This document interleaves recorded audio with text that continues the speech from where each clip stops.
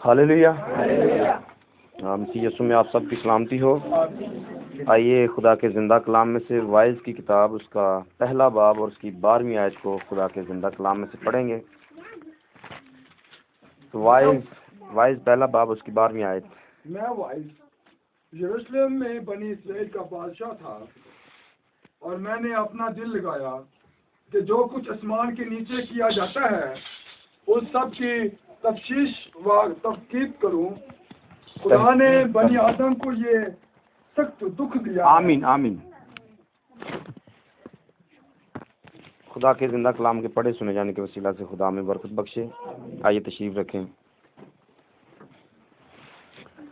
मैं वाइज यरूशलेम में बनी इस्राएल का बादशाह था और मैंने अपना दिल लगाया कि जो कुछ आसमान के नीचे किया जाता है उस सब की तफ्तीश व तहकीक करूं। आमीन। तो आज का जो हमारा टॉपिक है वो मैंने सामने लिख दिया है। मैंने अपना दिल लगाया। आज का हमारा टॉपिक, मैंने बुलंद आवाज से, मैंने अपना दिल लगाया। ये कौन कह रहा है? वाइज कह रहा है। और वाइज के जो लुग़वी मायने है वो है नसीहत करने वाला। वाइज का मतलब, तो आप जरा सोच सकते हैं कि हम नसीहत करने वाले हैं या हम नसीहत सुनने वाले हैं? हम सब नसीहत करने वाले हैं या नसीहत सुनने वाले हैं? जी, एक बंदे का बयान आया जी हम नसीहत सुनने वाले हैं। दूसरा बयान सुनने वाले। एक बेटी की आवाज आई है हम नसीहत करने वाले हैं। एक की आवाज आई हम नसीहत करने वाले और सुनने वाले दोनों हैं। तो ये पैगाम फिर आप खुद फैसला करेंगे किन के लिए।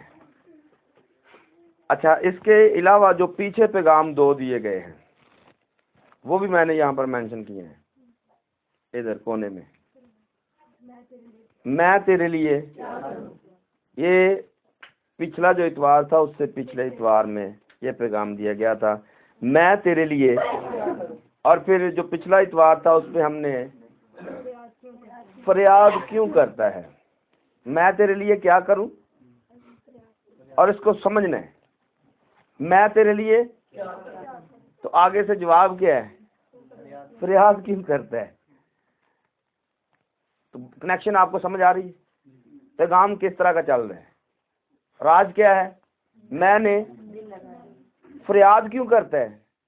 पहले कहा कि मैं तेरे लिए क्या करूं, और आगे से जवाब क्या दूसरे इतवार मिला? फरियाद।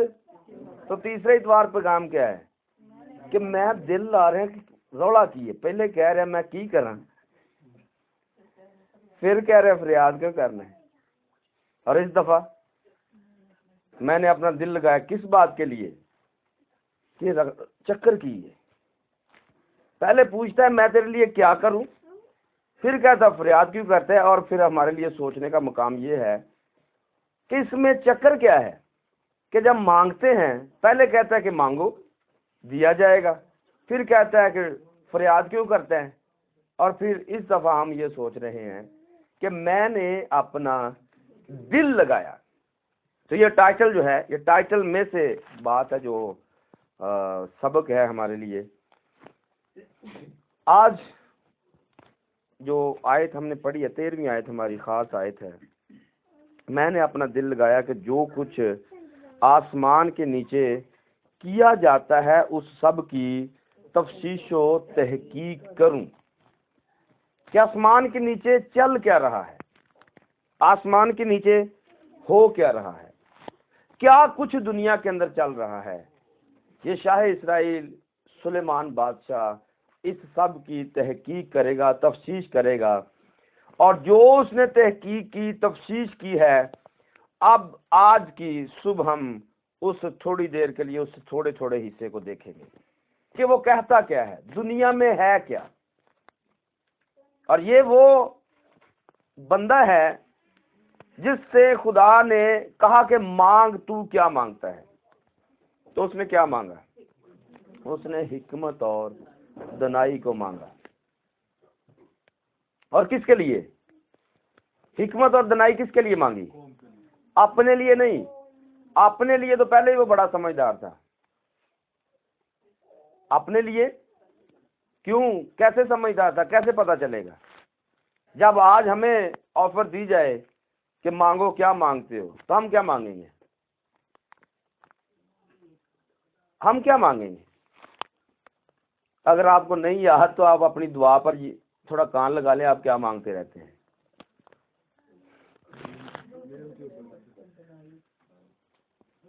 क्या मांगते रहते हैं आप? इसको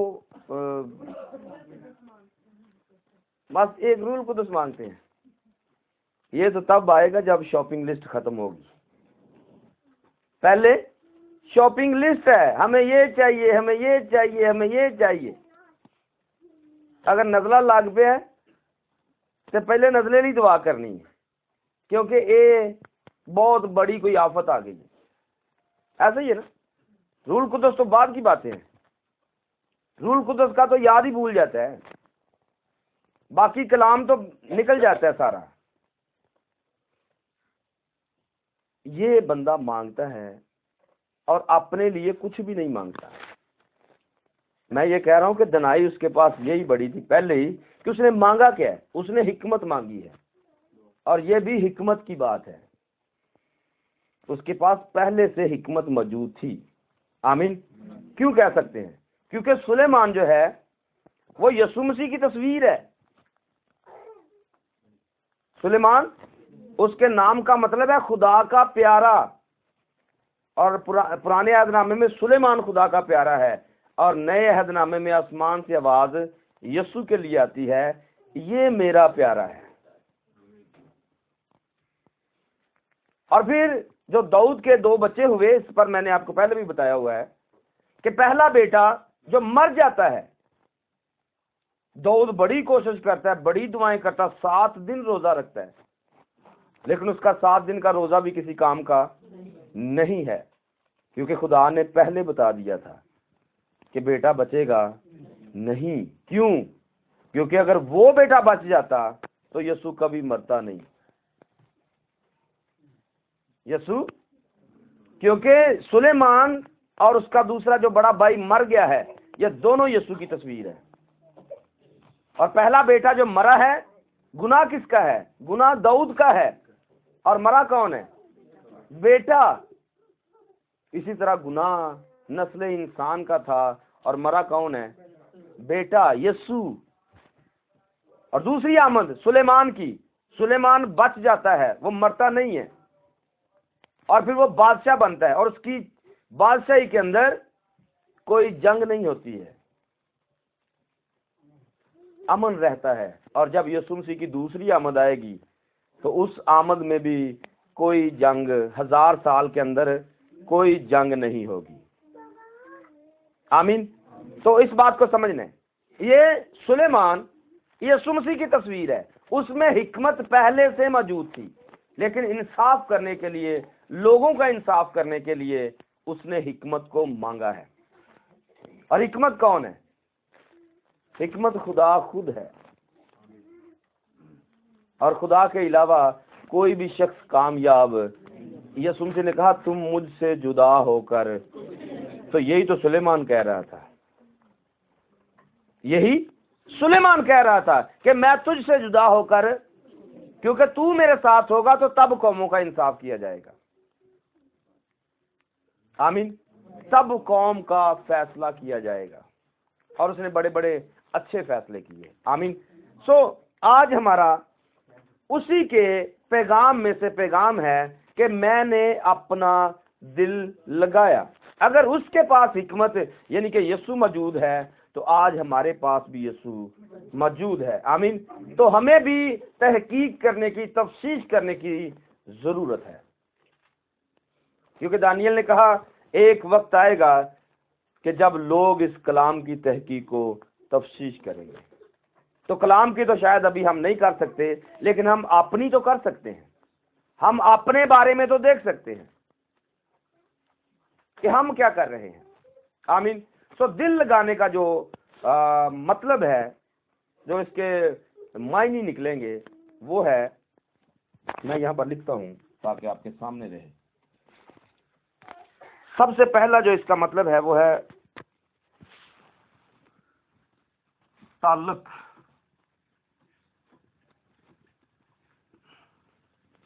खातिर में रखना।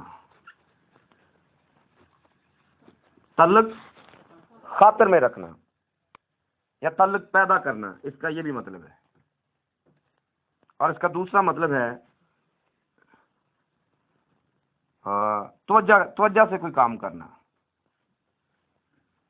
तवज्जो से कोई काम करना। अब आपने गौर करना है, दिल, अपना दिल लगाया, दिल लगाने के हम मतलब निकाल रहे हैं। तवज्जो से कोई काम करना, दिल जमाना, किसी काम पर अपना दिल जमा लेना। और इसका अगला मतलब है दिल मशगूल करना, मतलब कि ये इसका ये भी मतलब है मशगूल करना। और फिर इसका मतलब है आशिक होना, इसका मतलब है इश्क करना, इसका मतलब है मोहब्बत करना। ये इसके मतलब है मतवज्जा होना किसी काम पर। ये सारे इसके मतलब है। तो अब बात की खुल के समझ आएगी कि दिल लगाना क्या होता है। दिल लगाना, आप ऊपर देखेंगे तो ऊपर मैंने एक खास काम लिखा हुआ है, नाम लिखा हुआ है, और ये हैकल का नक्शा है। और इसके मैंने हवाला जात मतलब लहदा लिखे हैं आपको समझाने के लिए। हैकल के 3 मकाम है। नंबर 1 पर सहन है, ये हैकल की बात मैंने लिखी हुई है। पहला सहन है, दूसरा पाक मकाम है, और तीसरा सुलेमान जो यीशु मसीह की तस्वीर है, उसने किताबें 3 लिखी हैं। किताबें, पहली किताब का नाम जी इमसाल, दूसरी किताब, तीसरी ये गज़ल गज़लात की किताब है। अब इसको भी यहां से आप समझेंगे। आप जब इमसाल को पढ़ते हैं तो आप सहन के अंदर रहते हैं, आपको पता चलेगा सहन के अंदर क्या कुछ होता है। दूसरा वाइज की किताब पाक मकाम है, जिसके अंदर कुर्बानियां होंगी, जिसके अंदर आप इस काबिल हो सकेंगे कि आप तालीम हासिल कर सकें। और नंबर 3 पर गज़ल गज़लात की किताब है, जिसको पाक तरीन मकाम कहा गया है। आपको पता है लोगों को गज़ल गज़लात की समझ क्यों नहीं आती? चर्चिज के अंदर गज़ल गज़लात पढ़ाई क्यों नहीं जाती? मुश्किल है ना? मुश्किल क्यों है? क्योंकि ये पाक तरीन मकाम है। अगर किसी ने गज़ल गज़लात को समझना है तो उसको खुदा के लेवल पे जाना पड़ेगा। और फिर ये शादी वाले चक्कर को समझना पड़ेगा। शादी वाला चक्कर क्या है? शादी के बारे में लिखा है कि शादी बड़ा भेद है। खुदा के जितने भी भेद हैं उनमें एक बड़ा भेद शादी है। और जब तक कोई शादी को नहीं समझता, दुल्हन अपने मकाम को नहीं समझती, दुल्हा अपने मकाम को नहीं समझता, वो कभी भी खुदा को नहीं समझ सकते, और वो कभी भी पाक तरीन मकाम को या गज़ल गज़लात की किताब को समझ नहीं सकते। प्रॉब्लम क्या है? जैसे ही हम बाइबल में पढ़ते हैं, गज़ल गज़लात की किताब में पढ़ते हैं उसकी दूसरी आयत को, तो वहां पर लिखा है कि मेरा पढ़े, आप पढ़े गज़ल गज़लात की किताब,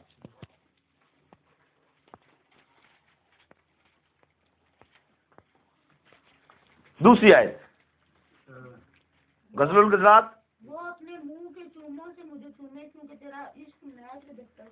अब देखें आयत क्या है। वो अपने मुंह के चूमे क्या है? ये होंठ है, और होंठों से मुझे चूमे क्योंकि तेरा इश्क मैं से। अब मुझे बताएं, अब जवान लड़कियां यहाँ पर बैठी, कुंवारी बैठी हैं, बड़ी बैठी हैं जी, पहले बाब की दूसरी आयत है। जहां से ये किताब स्टार्ट लेती है। तो स्टार्ट कहां से है? मुंह के चूमने से। तो कौन समझेगा इसको? फौरन चक्कर दुनियावी चलेगा। क्यों? क्योंकि अभी तक हम इस चक्कर में पड़े हुए हैं, या इस चक्कर के सहन के अंदर है, या पाक मकाम के अंदर है। पाक तरीन मकाम की जब बात करेंगे तो रूहुल कुद्दस जब आता है, याद रखिए इस बात को आपने सीखना है कि जब आपकी जिंदगी में रूहुल कुद्दस आता है तो पहला काम आपके साथ क्या करता है? इस बात का जवाब ही नहीं मिलेगा, और ये उसका जवाब है कि रूहुल कुद्दस पहले आकर हमारा मुंह चूमता है, क्योंकि वो बाप है और बाप अपने बच्चों का मुंह चूमता है। आम हालत में नहीं, लेकिन जब खास टाइम होता है, जब खास मोहब्बत का वक्त होता है, तो बाप अपने बच्चों का मुंह चूमता है। और छोटे बच्चे जब होते हैं, जब छोटे छोटे बच्चे होते हैं, तो हमारी कोशिश क्या होती है? हम उनके होंठों से उनका मुंह चूमते हैं। ऐसा होता है या नहीं होता? तो उस बच्चे का मुंह चूमना और फिर एक लड़की का चूमना, दोनों में जमीन आसमान का फर्क है। तो हमारे ज़हन में क्या आता है? दुनियावी का, लड़की का मुंह चूमना। लेकिन खुदा क्या कह रहा है? जैसे बच्चे का मुंह चूमा जाता है। तो ये समझ कहां पर आएगी? ये यहां पर समझ आएगी। इसलिए कलीसिया का लेवल आज तक वो बना नहीं है जिसमें वो सीख सकें। और ये कब होगा? जब अपना दिल लगाएंगे। जब तक अपना दिल नहीं लगाएंगे, जब तक दिल सिर्फ दुनियादारी में रहेगा, तब तक बात की समझ, क्योंकि अभी तक हम पीछे दो सेट हैं, उनमें घूम रहे हैं। तो ये हवाला मैं एंड में पढ़ूंगा, ये जो मैंने लिखा हुआ है, लेकिन अभी तक हम यहां पर हैं। वाइज की किताब में से हमने पढ़ा है, एक हवाला हमने वाइज का पढ़ा है, एक हवाला हमने गज़लुल गज़लात का पढ़ा है। तो दोनों में आप सब सोच सकते हैं कि दोनों का लेवल क्या है। दोनों किताबें इसने लिखी हैं। इसकी 13वीं आयत को हमने पढ़ा है कि वो दिल लगाता है कि जो कुछ जमीन में चल रहा है मैं उसकी तहकीक को तफ्तीश करूं। पर जैसे ही अगली किताब शुरू करता है तो उसका म्यार क्या है? उसका म्यार ही बहुत बुलंद है। तो यहां पर खातर तल्लक पैदा करना, जो इसका हमने पहला मतलब लिखा है, और दूसरा हमने मतलब लिखा है तवज्जो से कोई काम करना, और फिर हमने लिखा है दिल जमाना, दिल मशगूल करना, आशिक होना, इश्क करना, मोहब्बत करना, मुतवज्जा होना किसी काम पर। तो जब वो मुतवज्जा हुआ, जब उसने अपना दिल लगाया, जब उसने इस बात पर इश्क लड़ाया, इस बात पर वो आशिक होता है, मोहब्बत करता है। किस बात पर? कि मैं देखूं कि दुनिया में चल क्या रहा है। और इश्क का जो लेवल है, या आशिक होने का जो लेवल है, ये उत्तम लेवल है। किसी बात की तहकीक में इतना आगे निकल जाना कि आपको सारी बातें भूल जाएं। और मैंने एक दफा पहले भी आपको बताया था कि प्यार, मोहब्बत और इश्क ये 3 दर्जे हैं। प्यार किसी एक से होता है, प्यार किसी, मोहब्बत सबसे होती है। लेकिन इश्क, मोहब्बत के अंदर एक डेफिनेशन ये भी थी कि जब कोई किसी से मोहब्बत करता है तो उसमें अगले की भी परवाह होती है और अपनी परवाह भी, उसे अगले का भी पता चलता है और अपना भी पता चलता है। लेकिन इश्क तीसरी अलामत है जिसमें आकर बंदा सिर्फ अगले के बारे में सोचता है, अपना आप भूल जाता है। और आज के हमारे जो ज्यादा नशई हैं वो इसी में मुब्तला रहते हैं। जो नशे पर लग जाते हैं, चर्स, शराब, फीम, पाउडर पर लग जाते हैं, उनके पीछे रॉन्ग स्टोरी यही होती है। और शायद वो ना तो दुनियावी इल्म से वाकिफ हैं, ना बाइबल के इल्म से वाकिफ हैं कि मोहब्बत करना किसी को हासिल करने का नाम नहीं है। मोहब्बत का जो लुग़वी मायने निकलते हैं वो है कुर्बान होना, कुर्बानी करना, या कुर्बान हो जाना। किसी के लिए कुर्बान हो जाना। तो इसकी मिसाल बाइबल है। खुदा ने दुनिया से ऐसी मोहब्बत रखी कि उसने, ये मोहब्बत है, ये मोहब्बत है, इसको मोहब्बत कहा जाता है। लेकिन दुनिया क्या करती है? दुनिया किसी और चक्कर में मसरूर रहती है। सो इसने मोहब्बत की है, इसने इश्क किया है इस बात से कि कलाम क्या कहता है, दुनिया में चल क्या रहा है। आइए वो देखते हैं, इसकी 14वीं आयत से पढ़िए। अब वाइज की किताब में चलेंगे, क्योंकि हम उसकी तफसीश को, तहकीक को देखेंगे कि उसने तहकीक करके, दिल लगाकर, मोहब्बत करके, तफसीश करके निकाला क्या है हमारे लिए। जी, पहले बाब की 13वीं आयत को फिर से पढ़ें। और मैंने अपना दिल लगाया कि जो कुछ आसमान के नीचे किया जाता है उस सब पर सबकी तफ्तीश व तहकीक करूं। खुदा ने बनी आदम को, ये तहकीक का पहला अमल है, या पहली चीज है जो उसने पूरी लगन के साथ हासिल की है, और वो क्या है? खुदा ने बनी आदम को ये सख्त दुख दिया है। क्या दिया है? कि वो मुशक्कत में कम ही करता रहे। ये क्या है? ये उसकी लगन का नतीजा है। एक बादशाह है जिसके पास हिकमत और दनाई है, और ये कहां से उसने बात ली है? उसने बाइबल से ली है। ये बात जो लिखी है ये बाइबल से लिखी गई है, क्योंकि आदम को जब लानत दी गई थी तो तब क्या लिखा है उसने? कि तू अपने मुंह के पसीने की रोटी जब तक तू फिर वापस खाक में लौट। तो उसी को इसने लिखा है। क्या लिखा है? कि खुदा ने बनी आदम को ये सख्त दुख दिया है कि वो मुशक्कत में मुब्तला रहे, मुशक्कत में लगा रहे। आगे, मैंने सब कामों पर जो दुनिया में किए जाते हैं जी नजर की और देखो सब कुछ बातल और बुतलान खत्म हो जाने वाला है। जी, बुतलान हुआ, हवा की चरण, बुतलान और हवा की चरण है। वो जो टेढ़ा है सीधा नहीं हो सकता, और नाकस का शुमार नहीं हो सकता। तो पहली बात जो उसने लिखी तहकीक करके वो ये थी कि आदम जो है वो जब तक मरेगा नहीं वो मुशक्कत में मुब्तला रहेगा। और दूसरी बात उसने लिखी, जो टेढ़ा है वो सीधा। आपको समझ आइए ये टेढ़ा क्या है? पसली टेढ़ी है। वाइज 7 बाब निकालिए, वाइज 7 बाब उसके 28वीं आयत को। जिसकी मेरे दिल को अब तक तलाश है, जिसकी मेरे दिल को अब तक तलाश है, पर मिला नहीं। ये कौन कह रहे हैं? ये सुलेमान कह रहे हैं। कितनी बीवियां थी उसकी?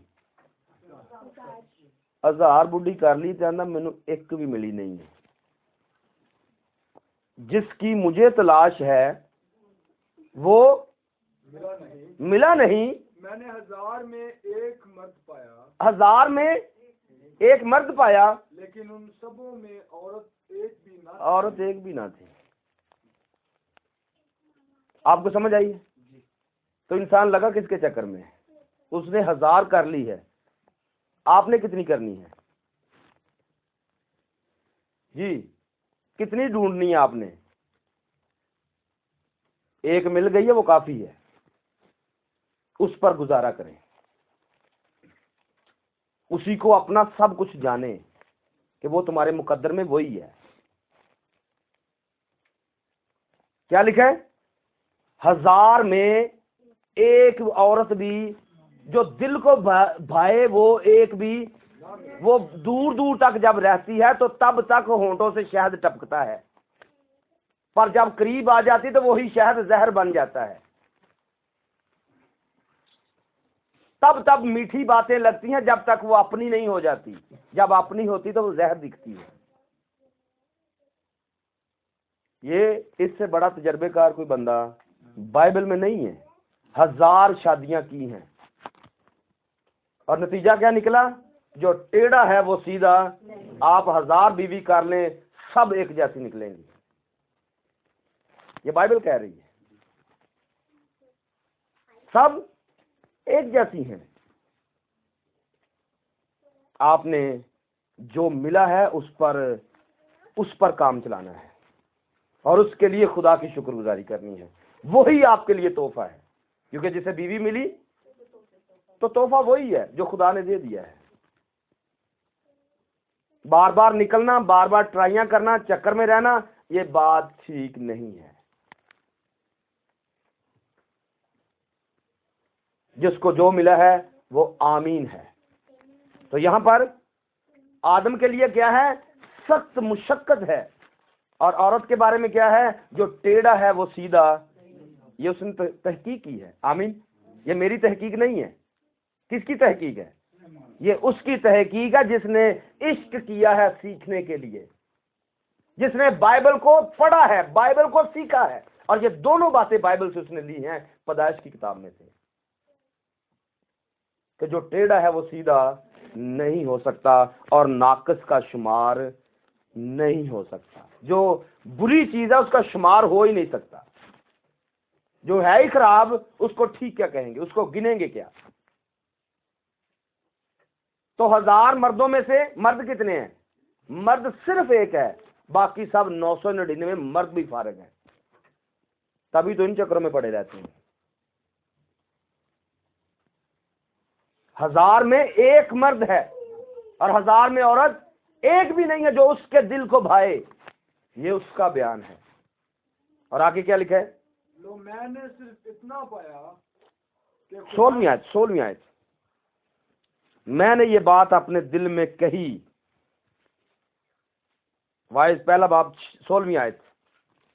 मैंने ये बात अपने दिल में कही, देखो मैंने बड़ी तरक्की की। देख मैंने बड़ी तरक्की की। ये कौन कह रहा है? सुलेमान कह रहा है कि मैंने अपने दिल में ये बात कही है कि मैंने बड़ी तरक्की की, बल्कि इन सबों से जो मुझसे पहले यरूशलेम में थे ज्यादा हिकमत हासिल की। हाँ, मेरा दिल हिकमत और दानिश में बड़ा कारदान हुआ, लेकिन जब मैंने हिकमत के जानने और हमाकत और जहालत के समझने पर दिल लगाया, तो मालूम हुआ ये सब भी हवा ये भी हवा की चरान है।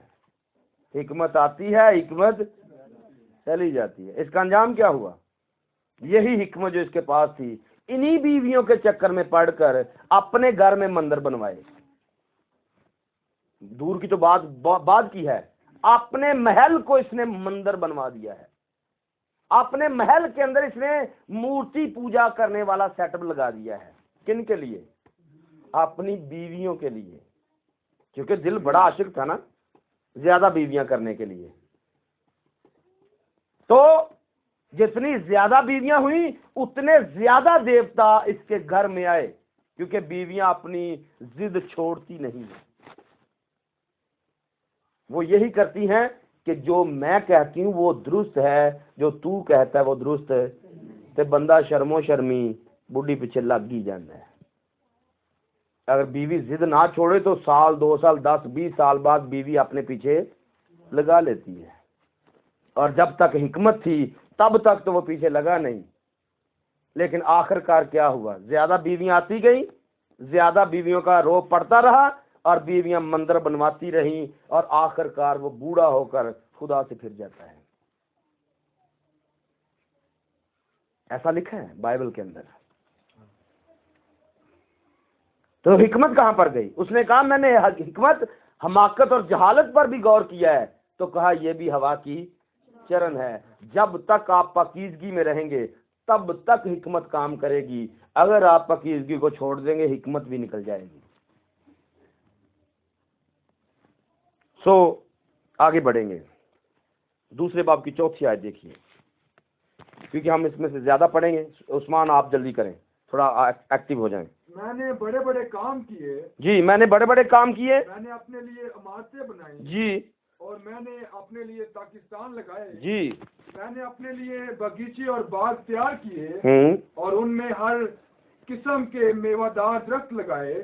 मैंने अपने लिए तालाब बनाए और उनमें से बाग के दरख्तों का जखीरा सेंचूं। मैंने गुलामों और लौंडियों को खरीदा और नौकर चाकर मेरे घर में पैदा हुए, और जितने मुझसे पैदा यरूशलेम पहले यरूशलेम में थे, मैं उन सब से कहीं ज्यादा गायें बैल और भेड़ बकरियों का मालिक था। मैंने सोना और चांदी और बादशाहों और सूबों का खास खजाना अपने लिए जमा किया। मैंने गाने वालों और गाने वालियों को रखा। मैंने आदम के इसवाब ऐश यानी यानी लौंडियों को अपने लिए कसरत से फराहम किया। तो मैं बुजुर्ग हुआ, और उन सबों से जो मुझसे पहले यरूशलेम में थे ज्यादा बढ़ गया। मैं हिकमत मेरी हिकमत भी मुझ में कायम रही। जब तक मैं ये कर रहा था मेरी हिकमत मुझ में कायम रही, और सब कुछ जो मेरी आंखें चाहती थी मैंने अपनी आंखों को उनसे बाज ना रखा। यही तो एंड में वो जाके बताएगा, ऐ जवान अपनी जवानी में जो तेरा जी चाहे कर, और अपनी आंखों की मंजूरी में चल, लेकिन याद रख, लेकिन इन सब बातों के लिए खुदा तुझे, तो ये अपने तो तजर्बा बयान कर रहा था कि मैंने वो सब कुछ किया है जो मेरी आंखों को अच्छा लगता था, और इससे बढ़कर शायद कोई कर भी नहीं सकता था। आगे पढ़े, इसकी 13वीं आयत से देखिए। और मैंने देखा कि जैसे रोशनी को तरीकी पर फजीलत है, वैसे ही हिकमत हमाकत से अफजल है। हिकमत जो है हमाकत से, ये भी कैसे उसने देखा है, ये तफसीश कर रहा है।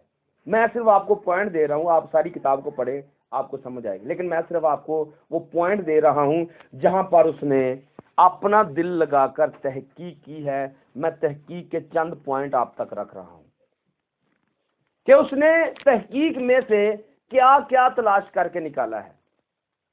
आगे देखिए, इसकी 18वीं आयत से देखिए। बल्कि मैं अपनी सारी मेहनत से जो दुनिया में की थी बेजार हुआ। क्या हुआ?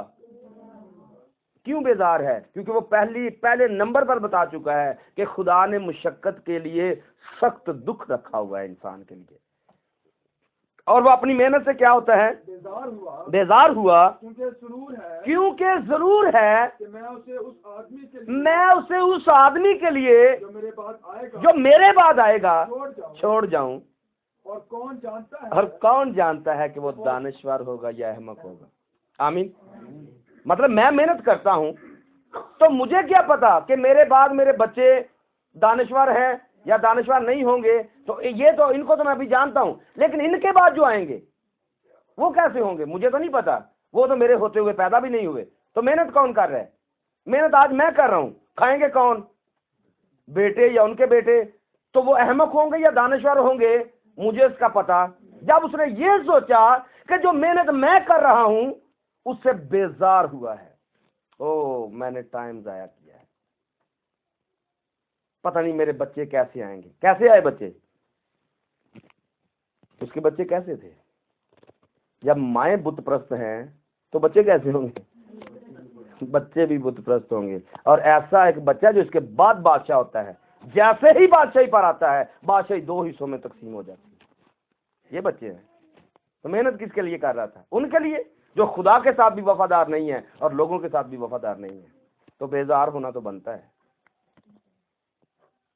तो मैं आपको सुलेमान का तजर्बा बता रहा हूं। ये तजर्बा, इससे बड़ा तजर्बेकार कोई बंदा नहीं है जिसको आज हम पढ़ रहे हैं।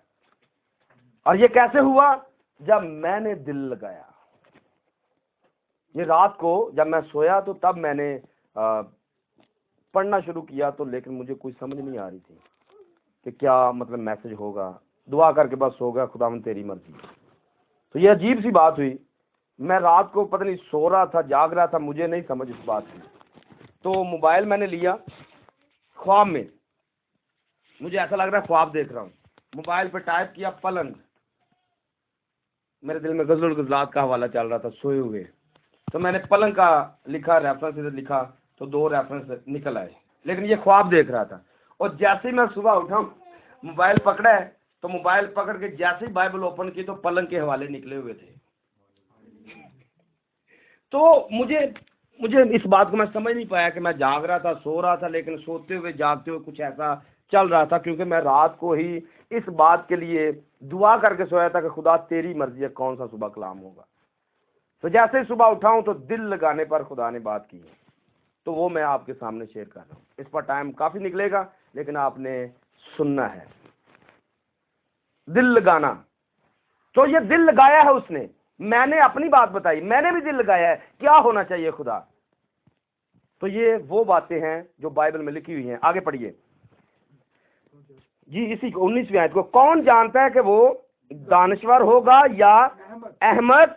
बहरहाल वो मेरी सारी मेहनत के काम पर जो मैंने किया और जिसमें मैंने दुनिया में अपनी हिकमत जाहिर की, सब हो गया। जबत क्या है, ये उसने अपने कायदे कानून बना लिए हैं।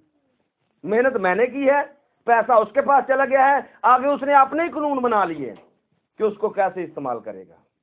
लेकिन जो मेरी हिकमत है उस पर वो चलेगा नहीं चलेगा मुझे इसका अंदाजा नहीं है। ये आगे पढ़िए, इसकी 24वीं आयत में चलेंगे, बल्कि पढ़ते जाएं, अच्छी बातें हैं। ये भी बेकार है, बुतलान है जी। तब मैं फिरा जी अपने दिल को सारे काम से जो मैंने दुनिया में किया था ना उम्मीद क्या करूं, जो मैंने सब कुछ किया है उनमें से मैं ना उम्मीद हो जाऊं कि मुझे इनसे कोई भी चीज मिलने वाली नहीं है। जी आगे, क्योंकि ऐसा शख्स भी है, कोई ऐसा शख्स भी है जिसके काम हिकमत और दनाई और कामयाबी के साथ हैं जी, लेकिन वो उनको दूसरे आदमी के लिए जिसने उनमें से कुछ मेहनत नहीं की उसकी मिरास के लिए छोड़ जाता। अब ये बड़ी खतरनाक बात निकलेगी कि मेहनत किसने की, किसी और ने की, और मिलेगा किसको, किसी दूसरे को। और जब दूसरे को मिलेगा तो उसके लिए निकलेगा क्या, आगे क्या लिखा है, ये भी बतलान और बलाई अजीम है। ये एक बड़ी बला है। मेहनत किसी ने की, मिल किसी को गया, और जिसको मिला उसके लिए ये बलाए अजीम है, क्योंकि उसे अंदाजा नहीं है कि ये मेहनत कैसे हुई और कैसे हम तक पहुंचा है, और उसको उड़ाएगा कैसे कोई नहीं जानता, और उसके लिए ये बला का काम करेगी। बलाए अजीम है। आगे, क्योंकि आदमी उसकी सारी मुशक्कत और जाफशानी से जो उसने दुनिया में की क्या हासिल है जी, क्योंकि उसके लिए उम्र भर गम है। उसने क्या किया, उसने उम्र भर गम किया है, और उसकी मेहनत मातम है। उसकी मेहनत क्या है। तो पहले उसने क्या कहा, आदमी के लिए ये मुशक्कत खुदा ने मुकर्रर कर दी है, और ये मुशक्कत क्या है, ये मातम है। आगे, बल्कि उसका दिल रात को भी दिल, आराम नहीं, उसका दिल रात को भी आराम, उसे रात को भी आराम नहीं है। किस लिए, मेहनत के लिए ना, लेकिन मेहनत क्या है, मातम है। वो दिन रात रोता रहता है, किसके लिए, काम के लिए। आगे, ये भी बुतलान है। बस इंसान के लिए इससे बेहतर कुछ नहीं है कि वो खाए पिए और अपनी सारी मेहनत के दरमियान और सारी मेहनत के दरमियान खुश होकर अपना जी बहलाए। मैंने देखा ये भी खुदा के हाथ से है कि बंदा कमाए और खुद खा ले, खुदा खाने भी नहीं देता। सोच कैसी पैदा कर देता है, बस जमा करते रहो, किसके लिए, किसी और के लिए। और खुदा खाने भी ये खुदा की तरफ से होता है कि बंदा खुद कमाए और खुद उसको खाए। आपको समझ आ रही, ये किसका तजर्बा है, ये सुलेमान का तजर्बा है, जो कहता है मुझसे यरूशलेम से जितने पहले आए थे मैं उन सबसे बड़ा हूं, सबसे ज्यादा हूं। और आगे, इसलिए कि मुझसे ज्यादा कौन खा सकता और कौन मजा उड़ा सकता। वो कहता है मुझसे ज्यादा कौन खा सकता है, मजे उड़ा सकता है, क्योंकि सोना ही 666 कंतार मिसकाल उसको हर साल का सिर्फ सोना मिलता था। 666 मिसकाल, और एक मिसकाल 25 तोले होता है। तो आप इसको जरब लगा के देख लें, एक मिसकाल 25 तोले है, और 666 मिसकाल उसे सिर्फ टैक्स के तौर पर दिया जाता, सिर्फ टैक्स के तौर पर सोना हर साल। तो 40 साल उसने बादशाही की है। आप नोट करके देख लें उसके पास कितना सोना होगा। चम्मच उसके सोने चांदी के, बर्तन उसके सोने के जिनमें वो खाता पीता था, जहां से सीढ़ियों से चढ़ता था वो सोने की सीढ़ियां बनवाई हुई थी उसने, महल उसने अपना सोने से बनवाया हुआ था। वो सोने चांदी में, पीतल में वो चलता फिरता था। अपने घर की सीढ़ियां हैकल में जाने के लिए उसने, घर से निकलना, घर से हैकल में जाना, हैकल से, इतनी बड़ी हिकमत बनाई थी उसके पास। पीछे हम पढ़ रहे हैं, उसने बाग बगीचे बनाए, अमारतें बनवाई, लौंडियां और गुलाम उसने खरीदे, और फिर खरीदे भी और उनसे आगे बच्चे उसके घर में ही पैदा होते रहे। अब खरीदने की जरूरत भी नहीं है। कितनी दौलत उसके पास है। और वो कहता क्या है, मुझसे ज्यादा कौन खा सकता और कौन मजा। आगे, क्योंकि वो उस आदमी को जो उसके हजूर में अच्छा है, जो उसके हजूर में अच्छा है, हिकमत और दनाई और खुशी बख्शता है। लेकिन गुनाहगार, अब ये भी बड़ी खतरनाक बात है। गुनहगार को क्या करता है? रहमत देता है। से वो जमा करे। क्या करे? किसके लिए? पढ़े आगे, पढ़े क्या लिखे है? और अंबार का मतलब होता है ढेर लगाए, ताकि उसे देख जो खुदा का पसंदीदा है। जमा किसने किया? किसी और ने। गुनहगार को उसने रहमत दी कि वो जमा करे, अंबार लगाए, ढेर लगा दे, और उसको दे जो खुदा का पसंदीदा है। और ये भी बतलान और हवा की, क्योंकि जिसके पास ये जाएगी दौलत पर उड़ाकर लगाकर उड़ जाती है। तो ये सारा टॉपिक इसी के ताल्लुक से है। आगे इसकी 16वीं आयत को देखें, तीसरे बाब की 16वीं आयत में चलेंगे। फिर मैंने दुनिया में देखा कि अदालतगाह में जुल्म है। अदालतगाह में क्या है? जुल्म है। आगे, सदाकत के मकान में शरारत है। जी। तब मैंने दिल में कहा खुदा रास्तबाजों और शरीरों की अदालत करेगा, क्योंकि हर एक अमर और हर काम का एक वक्त है। आमीन। यहाँ पर रुकेंगे। हम बात क्या कर रहे हैं? दिल लगाया है और वो सोच रहा है, हर पहलू पर वो सोच रहा है। उसने रोशनी को देखा है, उसने तारीकी को देखा है, उसने हिकमत को देखा है, हमाकत को देखा है, मर्द को देखा है, औरत को देखा है। जो कुछ उसने किया, खुद किया है, उस सब को उसने देखा है। और कैसे? दिल लगाकर। दिल कैसे लगाया है? इश्क किया है, उसने मोहब्बत की है, इस काम पर तवज्जो की है, उसने फारिग वक्त निकाला है कि मैं कर क्या रहा हूं, दुनिया में हो क्या रहा है, मैंने इतनी मेहनत कर दी है, इसका अजर क्या है। उसने दिल लगाया है, और दिल लगाकर उसने देखा है कि दुनिया में अदालतगाह में क्या है? जुल्म हो रहा है। आमीन। तो इससे आगे बढ़ेंगे। मैंने दिल में कहा जी कि ये बनी आदम के लिए है, ये बनी आदम के लिए है कि खुदा उनको जांचे और संभाल ले। समझ ले जी, कि हम खुद हैवान हैं। हम क्या हैं? हम हैवान हैं। आगे, क्योंकि जो कुछ बनी आदम पर गिरता है, जो कुछ बनी आदम पर गुजरता है, वही हैवान पर गुजरता है। यही तो हो रहा है। जानवर भी एक्सीडेंट में मर जाते हैं, हैवान भी एक्सीडेंट में मर जाते हैं, इंसान भी एक्सीडेंट में मर जाते हैं। ऐसा नहीं हो रहा? जानवर को तो समझ नहीं है कि रोड क्रॉस करते हुए गाड़ी लग जाएगी, मैं मर जाऊंगा। तो वही इंसानों का हाल है।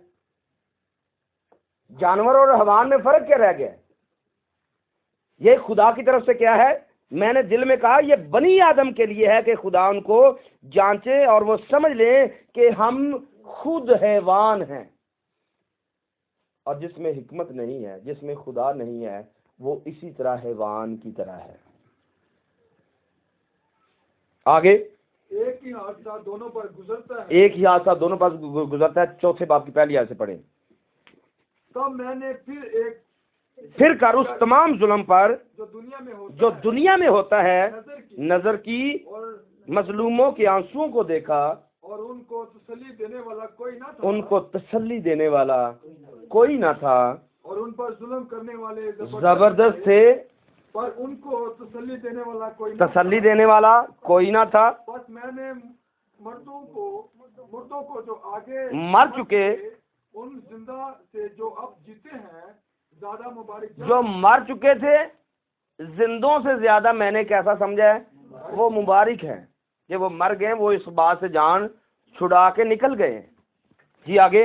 बल्कि दोनों से नेक वक्त वो है जो अब तक, तो ये बात है जो मिस कैरेज हो जाते हैं बच्चे, ये उनकी बात लिखी है कि दोनों से मुबारक बच्चा कौन सा है, जो दुनिया में आता ही नहीं, आते आते ही वो जान छुड़ा के निकल जाता है वापस।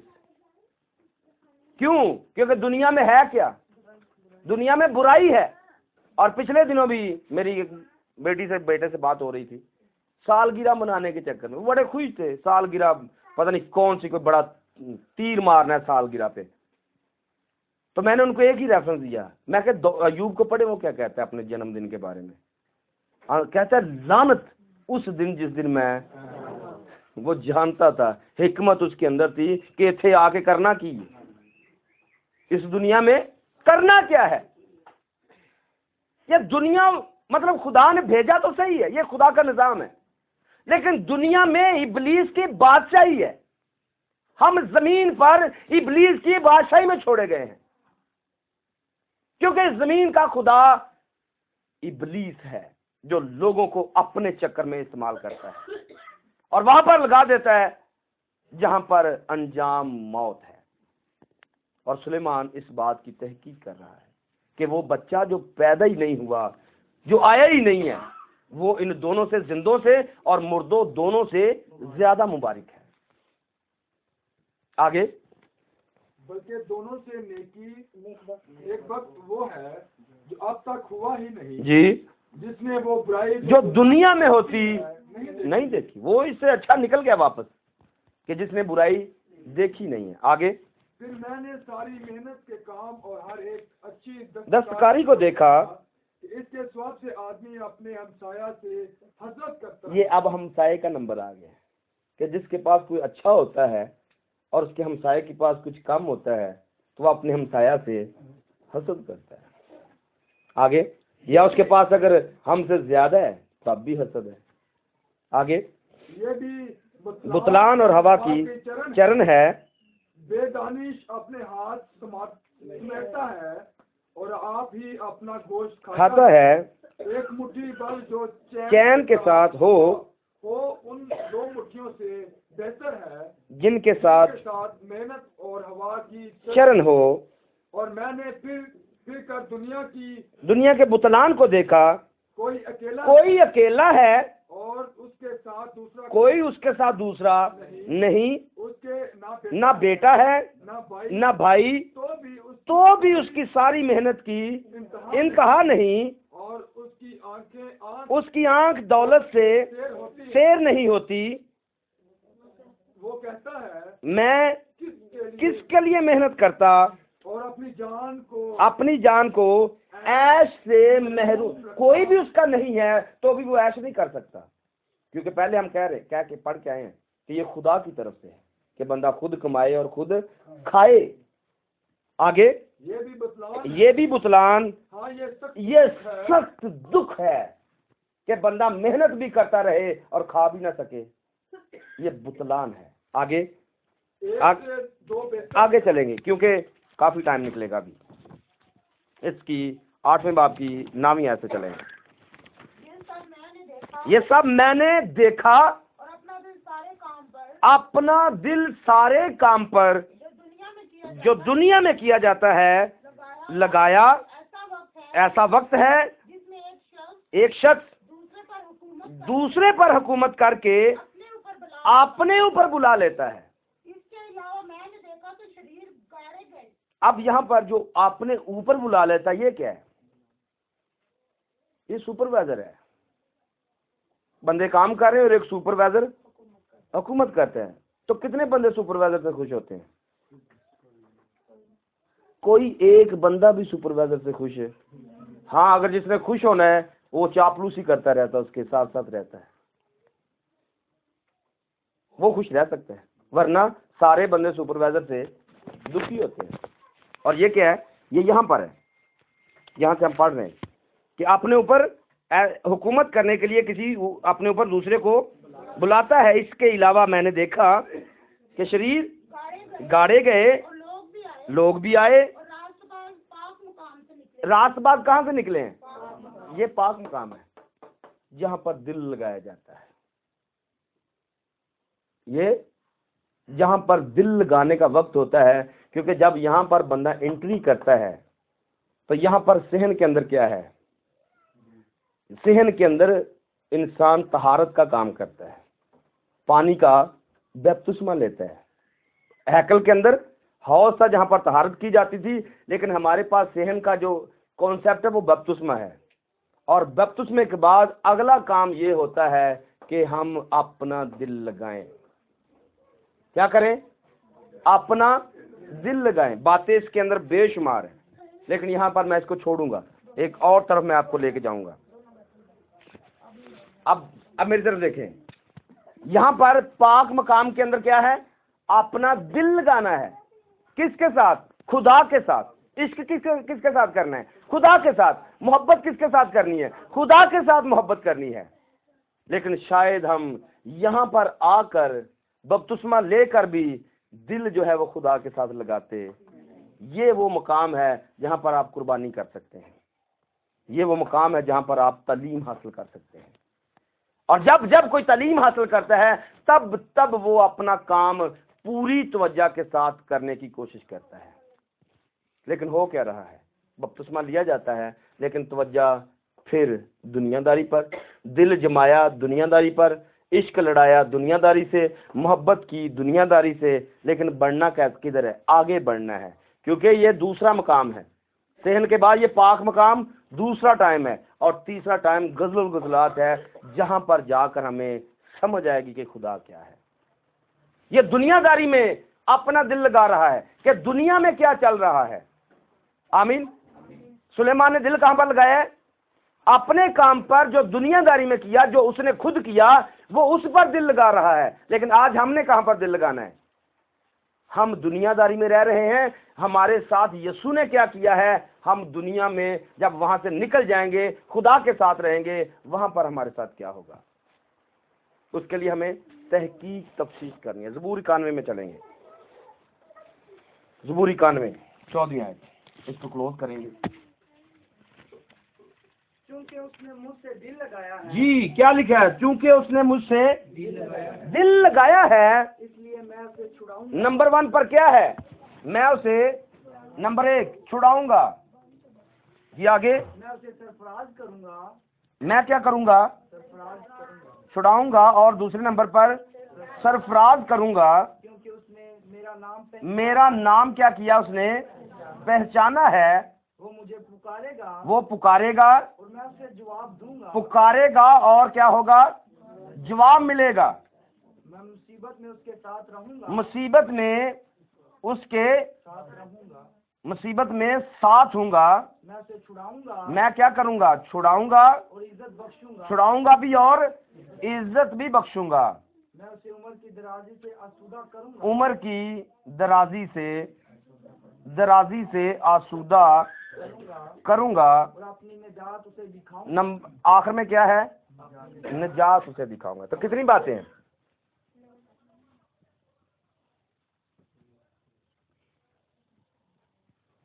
छह और 7।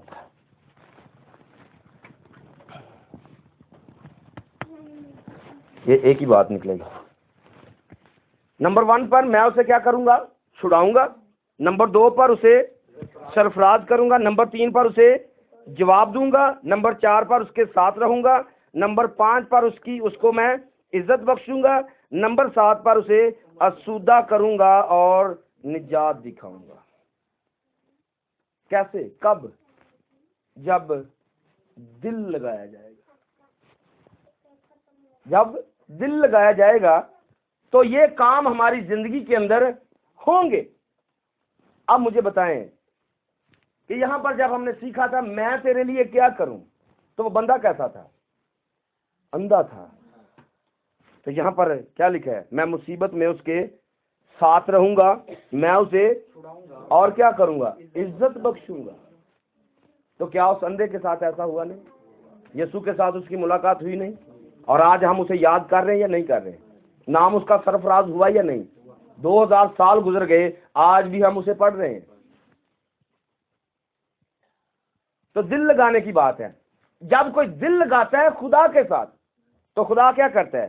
सबसे पहले उसे छुड़ाता है। कैसे? जैसे अब्राहम को छुड़ाया है, अपने बाप के घर से, वतन से, रिश्तेदारों से उसे छुड़ा लिया है। और फिर दूसरा क्या है? नाम सरफराज करूंगा। क्या अब्राहम का नाम सरफराज हुआ या नहीं? सरफराज हुआ है। और आज यही हमारे साथ है। अगर खुदा के साथ हम दिल लगा लेंगे, अगर मैंने अपना दिल लगाया, अगर आप सब ये कहेंगे आज हम खुदा के साथ अपना दिल लगाते हैं, तो कितनी बातें होंगी। खुदा छुड़ाएगा, खुदा सरफराज करेगा। क्यों? क्योंकि नाम पहचाना गया है। आमीन।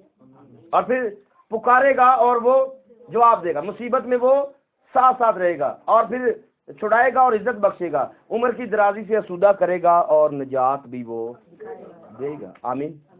तो ये कैसे होगा? ये दिल लगाने के साथ होगा, और ये तहकीक करने पर होगा, मैं कर क्या रहा हूं। क्योंकि सुलेमान ने जो किया, उसने अपने काम की तहकीक की है, और फिर अपनी अदालत उसने खुद की है कि मैंने मेहनत की कहां पर है। और इसका अंजाम क्या है? जिसको टॉपिक को शुरू करता है, उस पे एंड पे कहता है ये बुतलान है, ये हवा की चरण है, ये उड़ जाएगी, ये खत्म हो जाएगी। आज हमें दिल लगाने की जरूरत है। किस पर? अपने आप पर भी और खुदा पर भी। मैं कर क्या रहा हूं, और अगर मैं दिल लगा लूंगा तो मेरे साथ वो करेगा क्या। आखिर में सिर्फ मैं आपको वो पॉइंट हाईलाइट करूंगा जिसके जो मैंने लिखे हुए हैं, कि अगर कोई शख्स खुदा के साथ दिल लगाता नहीं है, हवाले नहीं पड़ेंगे, सिर्फ जुबानी। नंबर 1 पर, इंसान गुनाह में रहता है। अगर कोई खुदा के साथ अपना दिल ना लगाए तो इंसान नंबर 1 पर क्या है? इंसान गुनाह में रहता है। नंबर 2 पर, इंसान नीचे गिरता जाता है। जब वो गुनाह में रहता है, इंसान नीचे गिरता जाता है। जैसे आदम गुनाह करने से पहले एक मनसब के ऊपर था, और जब उसने गुनाह कर लिया तो वो मनसब से नीचे गिर गया। और खुदा पूछा तू कहाँ है? मैंने तुझे तख्त पर बिठाया था, आज तू किधर है? अपनी हालत को पहचान, तू कहाँ है? आदम को तू कहाँ है? क्योंकि मैंने तुझे एक मनसब पर बिठाया हुआ था। आज तेरी हकीकत क्या है? और ये कैसे हुआ? गुनाह की वजह से। गुनाह से इंसान नीचे गिरता जाता है। नंबर 3 पर, खुदा जवाब नहीं देता। खुदा गुनहगार की जब दुआ वो करेगा तो हिसाब होगा, तो दुआ भी गुनाह में गिनी जाएगी। लेकिन यहाँ पर क्या है? खुदा पुकारेगा इंसान तो खुदा क्या करेगा? जवाब देगा। लेकिन गुनहगार को जवाब नहीं मिलेगा। आगे नंबर 4 पर, मुसीबत में हमेशा मुब्तला रहेगा। आप गाते होंगे, आपको याद होगा कि मुसीबत शरीर उते जिंदी सदा, वो सदा मुसीबत में रहता है। और नंबर 5 पर, बंदा हर जगह बेइज्जत होता रहता है। जैसे आदम खुदा की नजर में भी बेइज्जत हुआ, और आज तक वो इस काम की वजह से बेइज्जती महसूस होती है, क्योंकि वो काम गलत हुआ है। नंबर 6 पर, इसका नाम किताब हयात से खत्म हो जाएगा, और वो खुदा की बादशाही में नहीं जा सकता। और नंबर 7 पर, वो आग और गंधक की झील में डाला जाएगा। कब? जब वो खुदा से अपना दिल नहीं लगाएगा। लेकिन अगर लगाएगा तो खुदा ये सारे काम करेगा। छुड़ाएगा, नाम सरफराज करेगा, वो पुकारेगा तो उसे जवाब मिलेगा, मुसीबत में वो साथ साथ रहेगा, और फिर उसे छुड़ाएगा और इज्जत भी बख्शेगा, उम्र की दराजी से सूदा करेगा, और फिर निजात भी देगा या दिखाएगा। आमीन। और निजात कौन है? निजात यीशु है। आमीन। हमारी मुलाकात यीशु के साथ हो जाएगी। कब? जब हम अपना दिल खुदा के साथ लगाएंगे, और फिर अपने आप पर अपना दिल लगाएंगे, मैं कर क्या रहा हूँ। आमीन। तो आखिरी वाला गज़लुल गुज़लात का, इसको पढ़ लेंगे और एंड करेंगे। 8 बाब की 6 आयत, गज़लुल गुज़लात 8 बाब और उसकी 6 आयत।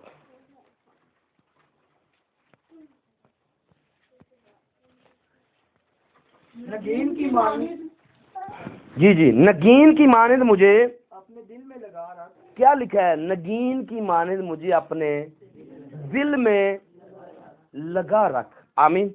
और तावीज की मानिंद मानिद अपने बाजू पर, अपने बाजू पर। और क्योंकि इश्क मौत की मानिद जबरदस्त है, इश्क मौत की मानिंद जबरदस्त है, और गैरत पताल से बेमुरवत, यानी कि पताल जैसे लिहाज नहीं करती, इसी तरह गैरत जो है वो लिहाज नहीं करती। आगे, उसके शोले आग के शोले उसके शोले आग के शोले हैं, और खुदावन के शोला की मानिद, और खुदावन के शोला की मानिंद सैलाब इश्क को बुझा सैलाब इश्क को बुझा नहीं सकता, बाहर उसको ढाबा नहीं। बाढ़ उसको दबा नहीं सकती। अगर आदमी मोहब्बत के बदले अपना सब कुछ दे आदमी मोहब्बत के बदले अपना सब कुछ दे डाले तो वो सरासर हकारत के लायक ठहरेगा। हकारत के लायक ठहरेगा। अगर वो सब कुछ दे देता है तो वो कैसे है, लोग उसे हकीर जानेंगे, लोग उसकी हकारत करेंगे।